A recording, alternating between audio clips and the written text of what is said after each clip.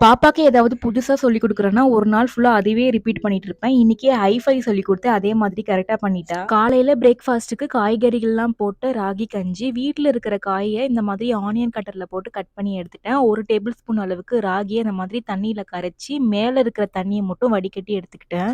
ராகில fibre நெறைய இருக்கிறதுனால, ஜீரணம் ஆகுறதுக்கு குழந்தைங்களுக்கு கொஞ்சம் சிரமமா இருக்கும். கான்ஸ்டிபேஷன் கூட வர்றதுக்கு வாய்ப்பு இருக்கு. இந்த மாதிரி வடிகட்டி பண்ணோம்னா, ஈஸியா ஜீரணம் ஆயிரும்.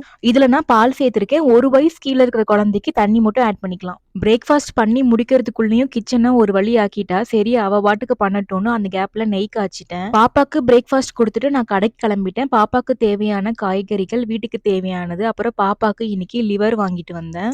ஒரு குட்டி ஷாப்பிங்க முடிச்சுட்டு வீட்டுக்கு வந்துட்டு இன்னைக்கு அவளுக்கு ஸ்நாக்ஸ்க்கு வாங்கிட்டு வந்த வெள்ளரிக்காவே கட் பண்ணி வச்சுட்டேன். மத்தியானம் லஞ்சுக்கு மட்டன் லிவர்ல செஞ்ச ரைஸ். இதோட வீடியோ நான் சீக்கிரமா அப்லோட் பண்றேன்.